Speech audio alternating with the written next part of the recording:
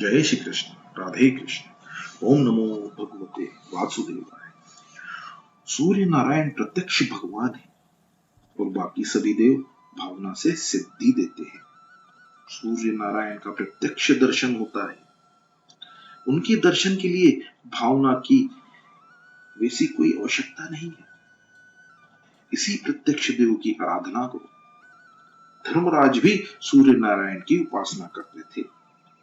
सूर्य नारायण की आराधना किए बिना बुद्धि शुद्ध नहीं होती। ज्यादा नहीं तो कम से कम रोज 12 सूर्य नमस्कार करो। मेरे सूर्य नारायण और श्री कृष्ण एक ही हैं। कृष्ण ही सूर्य नारायण है। श्री कृष्ण भगवान ने स्वयं ही गीता में कहा है। इस सूर्य नारायण की उपासना का क्रम कहा गया है। उनकी उपासना करने वाला कभी दरिद्र नहीं बनता। महाभारत के वन पर्व में एक कथा है। युधिष्ठिर सूर्य नारायण की उपासना करते थे। वन में सूर्य देव ने उनको एक अक्षय पात्र दिया। राम को भी सूर्य से ही शक्ति प्राप्त थी। उसी शक्ति से उन्होंने रावण को मारा। राम ने भी आदर्श सामने रखा है कि मैं स्वयं ईश्वर हूं, फिर भी सूर्य नारायण की उपासना करता हूं। धर्म के साथ नीति का विवाह अर्थात संबंध न हो तब तक नीति विधवा जैसी ही है और बिना नीति के धर्म विधुर रहे। अर्थोपार्जन वैसे तो धर्म है, परंतु वह धर्मानुकूल होना चाहिए। धर्मराज के पवित्र राज्य में किसी के भी घर में कोई क्लेश न था। पुत्र माता पिता की आज्ञा का पालन करता था। उस समय राजा धर्मनिष्ठ होने के कारण प्रजा भी धर्मनिष्ठ थी। युधिष्ठिर का राज तिलक करके श्री कृष्ण द्वारिका गए। वहां की जनता ने रथ यात्रा का दर्शन किया। रथ में विराजित द्वारिकाधीश के रोज दर्शन करो। उनके हाथों में शंख चक्र गदा और पद्म है। रथ सोने का है। एक झांकी सी करे तो हमारा हृदय पिघलेगा। इस शरीर रथ में श्री कृष्ण की झांकी करो। हृदय में सिंहासन पर बिठाकर भक्तजन प्रभु का दर्शन करते हैं। ज्ञानी जन समाधि की अवस्था में ललाट में ब्रह्मा का दर्शन करते हैं। द्वारिकाधीश ने द्वारिका में प्रवेश किया। नगरजन कहते हैं कि आपकी कृपा से वैसे तो सब ठीक था, एकमात्र दुख यही था कि आपका दर्शन नहीं कर सकते थे।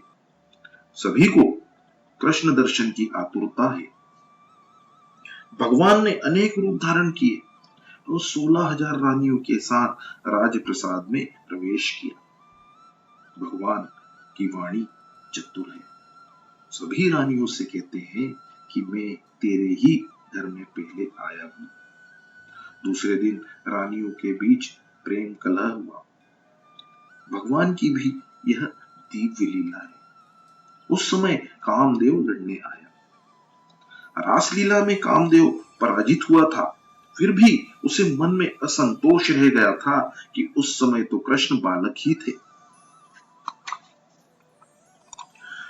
उस समय कृष्ण बालक ही थे, उस समय में हारा था। वह कोई अचरज की बात नहीं थी। कामदेव ने श्री कृष्ण से कहा कि जब सुंदर युवतियां आपकी सेवा कर रही हो उसी समय मुझे झगड़ना है। सुंदर प्रेमल हाव भाव से रानियों ने श्री कृष्ण को प्रसन्न करने का प्रयत्न, किंतु श्री कृष्ण तो अजय ही रहे। वन के वृक्षों के तले बैठकर काम का दमन करना तो ठीक है, किंतु अनेक रानियों के साथ रहकर काम को जीते वह तो परमात्मा है। श्री कृष्ण का चिंतन मनन करने वालों को काम सता नहीं सकता, तो श्री कृष्ण को तो वे कैसे सताएगा। ईश्वर वह है कि जिसे काम कभी अधीन न कर सके। काम के अधीन हो जाए वह जीव है। श्री कृष्ण को कामदेव पराजित न कर सका। उसे अपने धनुष्वाण का त्याग करना पड़ा। श्री कृष्ण योगेश्वर हैं। शंकर भी योगेश्वर है। प्रवृत्ति में पूर्णतः रहकर भी उसमें आसक्त न बने, वही है योगेश्वर।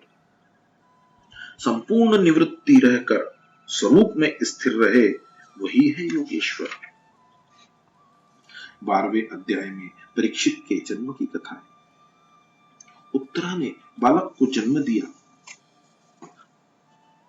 वह चारों ओर देखने लगा। माता के उदर में मुझे चतुर्भुज स्वरूप के जो पुरुष दिखता है, वह कहाँ है? परीक्षित भाग्यशाली था कि उसको माता के गर्भ में ही भगवान के दर्शन हुए। यही कारण है कि वह उत्तम श्रोता है। युधिष्ठिर ने ब्राह्मणों से पूछा कि बालक कैसा होगा। ब्राह्मणों ने कहा, वैसे तो सभी ग्रह दिव्य हैं, किंतु मृत्यु स्थान की कुछ गड़बड़ी है। उसकी मृत्यु सर्पदंश से होगी। यह सुनकर धर्मराज को दुख हुआ। मेरे वंश का पुत्र सर्पदंश से मरे, यह ठीक नहीं है। ब्राह्मणों ने उनको आश्वस्त किया, चाहे सर्पदंश से उसकी मृत्यु हो, किंतु उसे सद्गति मिलेगी। उसके अन्य ग्रह शुभ हैं। इन ग्रहों को देखकर ऐसा लगता है कि इस जीवात्मा का यह अंतिम जन्म है। 9वें स्थान में स्वग्रह उच्च क्षेत्र का बृहस्पति जिसके हो, वह धर्मात्मा बनता है। परीक्षित दिनों दिन बड़े हो रहे हैं। 14वें और 15वें अध्याय में धृतराष्ट्र पांडव मोक्ष की कथा है। 16वें अध्याय में परीक्षित चरित्र का आरंभ होता है। विदुर जी तीर्थ यात्रा करते हुए प्रभास क्षेत्र में आए। उन्हें खबर हुई कि सभी कौरवों का विनाश हुआ है और धर्मराज राज सिंहासन पर बैठे हैं। केवल मेरा भाई धृतराष्ट्र ही धर्मराज के यहाँ मुट्ठी भर खाने के लिए रह गया है। विदुर जी आए। धर्मराज ने उनका स्वागत किया। विदुर जी सम्मान मांगने नहीं आए थे, अपने बंधु को बंधन मुक्त कराने आए थे। उन्होंने 36 वर्षों तक तीर्थ यात्रा की। संत तीर्थों को पावन करते हैं। इसका कारण है कि यात्रा में अन्य चिंताओं के कारण परमात्मा का नियमित ध्यान नहीं हो पाता, सत्कर्म नियम पूर्वक नहीं होता है। इससे तीर्थ यात्रा की अपेक्षा भगवान का ध्यान श्रेष्ठ है। देवी भागवत में लिखा है कि घर की अपेक्षा अधिक सत्कर्म तीर्थ स्थान में न हो सके तो वह तीर्थ यात्रा व्यर्थ ही है। विदुर जी ने 36 वर्ष तक यात्रा की, फिर भी बात तो अति संक्षेप में ही कही। आत्म प्रशंसा मृत्यु है। अपने सत्कर्मों का स्वयं अपने मुख से वर्णन न करो।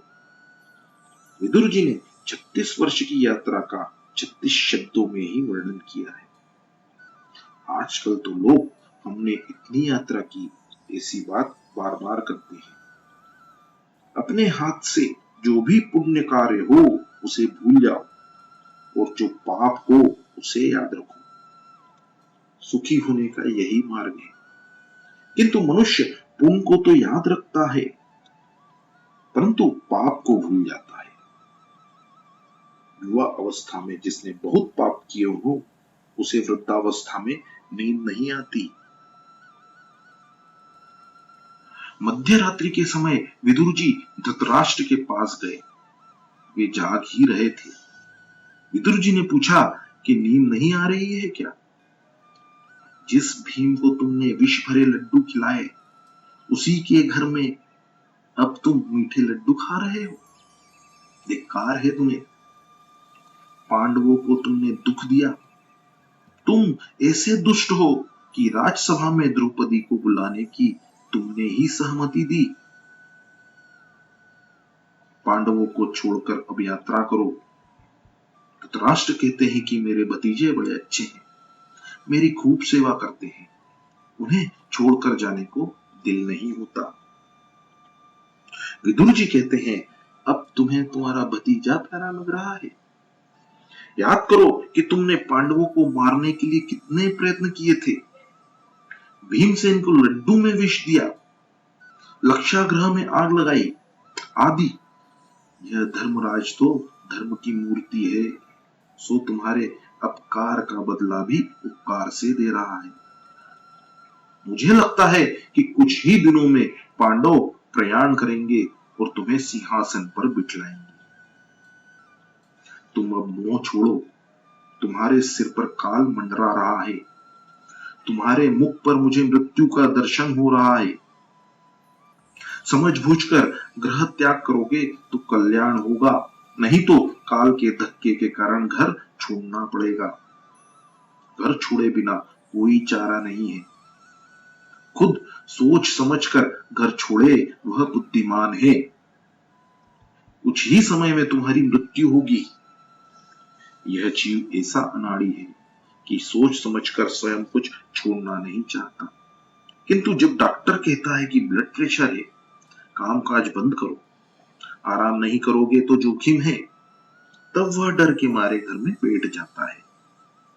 इस तरह लोग डॉक्टर के कहने पर काम धंधा छोड़ते हैं।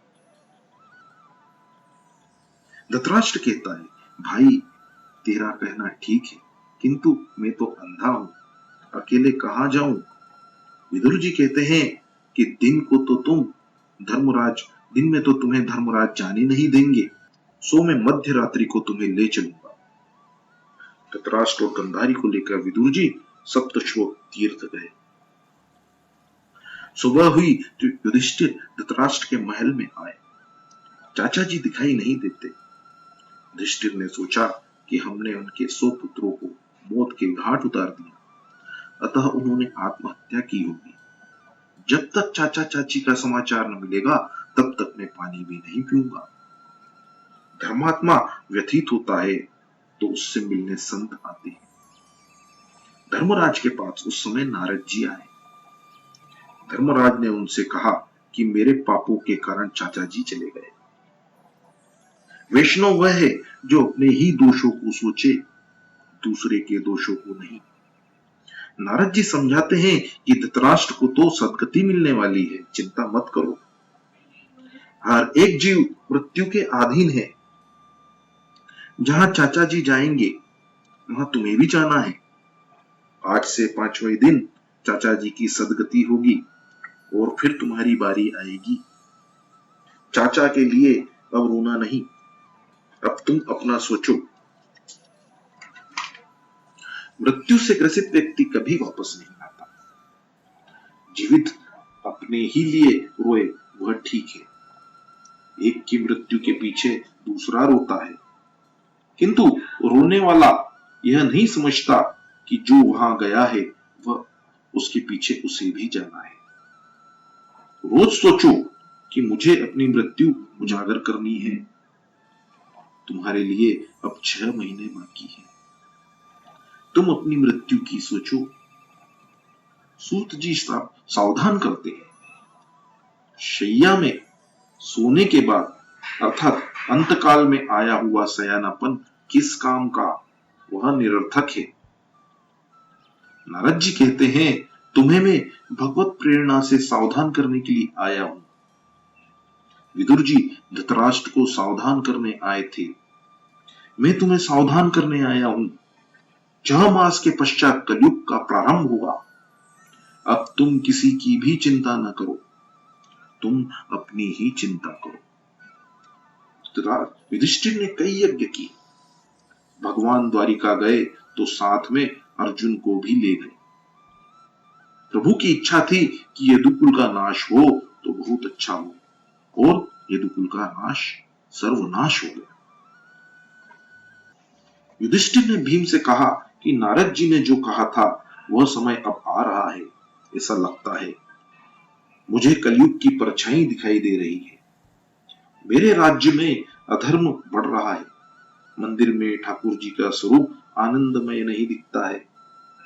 सियार और कुत्ते मेरे समक्ष रोते हैं। तुझे मैं और क्या कहूं। मैं कल घूमने गया तो एक लोहार के पास एक वस्तु देखी। मैंने पूछा कि यह क्या है, तो उसने कहा कि यह तो ताला है। लोगों के घर में चोरी होने लगी है, सो ताले लगाने पड़ते हैं। आज से 6 महीने पहले की बात है। एक वेश्य ने एक ब्राह्मण को एक घर बेचा था। उस घर की बुनियाद में कुछ सोना मिला। ब्राह्मण वो सोना लेकर सेठ के पास गया। सेठ धर्मनिष्ठ था। उसने कहा कि मैंने तो मकान तुम्हें बेच दिया था, सो उसमें से जो कुछ भी मिला वह सब तुम्हारा ही है। वह सब तुम्हारा ही है। ब्राह्मण ने कहा था कि उस संपत्ति पर उसका कोई अधिकार नहीं है। मेरे राज्य की जनता कितनी धर्मनिष्ठ थी। उसी समय मैंने कहा था कि 6 महीने में ही इन दोनों का मन कलुषित हो जाएगा। वैसा ही हुआ। कल वे दोनों मेरे पास आए थे और धन पर अपना अपना अधिकार जता रहे थे और अपने साथ एक एक वकील भी लेते आए थे। लगता है कि मेरे पवित्र राज्य में कली का प्रवेश अब हो ही गया है। कली अर्थात कलह का रूप। जिस घर में कृष्ण कीर्तन, कृष्ण की कथा होती है, वहां कली नहीं जा सकता। अर्जुन अब तक आया नहीं था और भीमसेन तथा धर्मराज वैसी बातें कर रहे थे। इतने में अर्जुन भी आ गया। उसके मुख पर तेज का आभास मात्र भी नहीं दिखता था। युधिष्ठिर ने उससे पूछा कि तेज कहां गया? अर्जुन, तूने द्वार आए हुए अतिथि का सत्कार किए बिना ही तो भोजन नहीं कर लिया? अतिथि भगवान का स्वरूप है। द्वार पर आए हुए अतिथि भूखे रहें तो यजमान के पुण्य का क्षय होता है। नचिकेता यमराज के घर 3 दिन तक भूखा प्यासा बैठा रहा था। यमराज ने आकर पूछा कि तुमने क्या खाया इन 3 दिनों में? तो उसने कहा, आपका पुण्य। मनुष्य शरीर की अपेक्षा आंख और मन से अधिक पाप करता है। एक बार रात के समय उर्वशी अर्जुन से मिलने आई। अर्जुन ने उसका मुख तक न देखा। उसने उर्वशी से कहा कि माताजी, मैं तो भरतखंड का वासी हूं। मेरे लिए पर स्त्री माता समान है। एकांत में जो काम को पराजित करे वही वीर है। मुझे पूरा भरोसा है कि पर स्त्री गमन का पाप अर्जुन नहीं कर सकता, फिर भी वह आज निस्तेज क्यों है? मुझे तो यह लक्षण कलयुग के लगते हैं। जय श्री कृष्ण। राधे कृष्ण। ओम नमो भगवते वासुदेव। जय